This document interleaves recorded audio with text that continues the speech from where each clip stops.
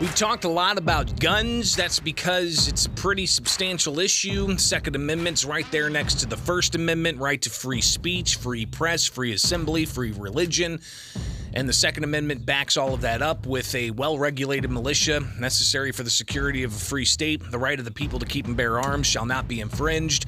That was brought up on the floor of the Senate last night, and we aired a little bit of the debate, but I wanted to go further into what State Senator Neil Anderson had to say and the back and forth he had with Senate President Don Harmon when they discussed the Senate amendments to gun control legislation that passed and now is advanced over to the Illinois House. The Illinois House is expected to take that up today on the final day of legislative session for this General Assembly, and it looks like they've all coalesced around the idea of banning the future sale of around 100 different semi-automatic guns, banning the future sale of magazines for long guns of no more than 10 rounds and handguns no more than 15 rounds, and a whole host of other provisions in that law that includes a registry of firearms that legal gun owners have to register with state police, I believe, by January 1st, 2024. Grandfathering in those who have the magazines, and penalties include a $1,000 fine and a petty offense for each time you're caught with a magazine that's outside the bounds of the law, but a Class 2 felony if you don't register your firearms with state police. So looking at this heading into the Illinois House, what's some of the debate that they had on the Senate floor last night?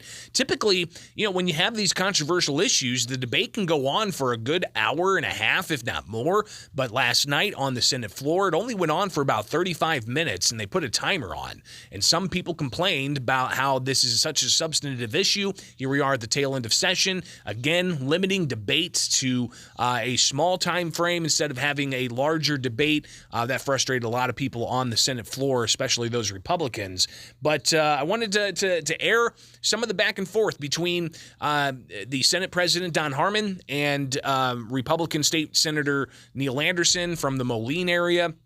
And the back and forth dealt with a lot about the language of the Second Amendment and what exactly it means and how the courts are interpreting that. So here's a good 5 minutes of some of the highlights of that debate between Harmon and Anderson. Supreme Court's jurisprudence on firearms is a bit muddled. They seem to have completely written out a well-regulated militia from their interpretation of the Second Amendment. Second, as we are all too acutely aware now, the Supreme Court jurisprudence can turn on a dime, so I wouldn't necessarily believe that the mess that is Supreme Court jurisprudence on Second Amendment issues will always be the same. And finally, I can say with confidence we are not including in our definition of an assault weapon any weapons that existed in 1791. You said in your opening, and the governor said it the other day, you used the term weapons of war. Could you define weapon of war for me? I'm laughing about our conversation before the debate where we discussed no gotcha questions. This one certainly feels like or smells like one of those sorts of questions. Certainly weapons that the military uses would be weapons of war. So the hypocrisy of the statement weapons of war, number one, the reason for the Second Amendment is for citizens to have weapons of war. That was the intent of the Second Amendment. Furthermore, the hypocrisy in this legislation is that this bill does not ban weapons of war, but rather keeps them legal to own. And here, I'll go further. Despite what you've heard, the AR-15 has never been used in the theater of war by the United States military. But what has, and what is specifically still legal under this bill, is the M1 Garand. That is still, you don't have to register, it's not considered an assault rifle, and a weapon that is still in use today by the U.S. military, and that is the 1911 pistol.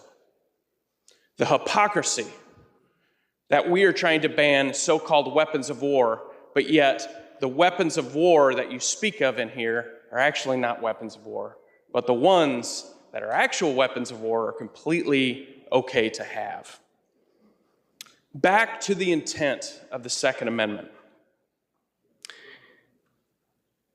Back then, our founders, when they wrote this, they did not return from a hunting trip. They returned from dispatching and defeating a tyrannical government. That's why they wrote the Second Amendment. And to your point, Mr. President, about the courts leaving out well-regulated militia, if you go to Heller versus DC, it breaks down what the Second Amendment means. A well-regulated militia refers to, in DC versus Heller, a polity. And polity is defined as any group, could be government or even community, is defined as militia. There's a comma after well-regulated militia, which means it's separating a thought. Security of a free state. Of course, we need firearms to protect a free state. And furthermore, the right of the people shall not be infringed. That's also laid out in Heller versus DC. 4 hours ago today, a court just struck down a New Jersey gun law because it was unconstitutional. We are going to get an immediate stay on this, and this will be deemed unconstitutional, just like the last lame duck session and the Security Act that was just deemed unconstitutional. A well-regulated militia being necessary to the security of a free state, the right of the people to keep and bear arms shall not be infringed. Now, we can diagram that sentence if you want, but all of it should matter. The Supreme Court has clearly ignored a major component. The right of the people to keep and bear arms is intended to produce a secure state. We do not have a secure state. Too many people are dying from gun violence. A prior speaker mentioned the M1, which is not included, standard issue for World War II, has an 8-round clip. It's not what we're trying to get at. The 1911 is named the 1911 because it was manufactured in 1911. It takes 7 rounds. Again, it's not the sort of weapon we're talking about. The weapons on this list are designed to do one thing and one thing only: kill people in a horribly brutal and vicious way. This will not solve the problem, but this is absolutely a step in the right direction. I appreciate all of your support as we have negotiated what I believe is a much better bill than it started. I look forward to working with our partners in the House to pass this tomorrow and to put it on the governor's desk. We'll see you in court.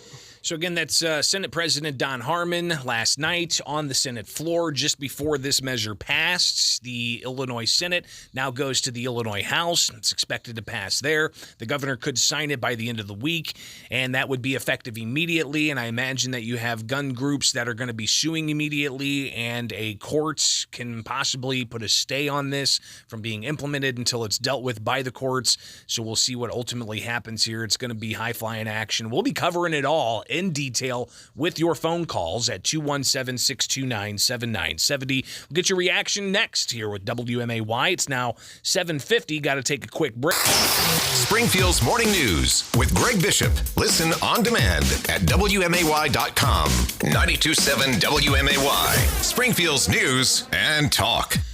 All right, we're taking your calls in reaction to the Illinois Senate passing a measure to require a gun registry for those who have certain semi-automatic guns, and also prohibiting the future sale of those guns and future sale of magazines for long rifles over 10 rounds in a mag, or for handguns over 15 rounds in a mag.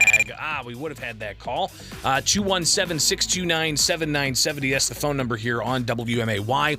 I'd love to hear your thoughts, but I did have somebody share with me a rather alarming article that some gun owners look at and worry.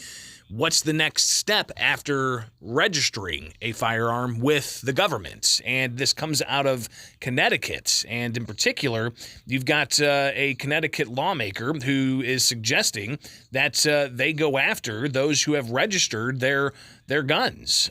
So let me go ahead and go to the story over from Connecticut Insider.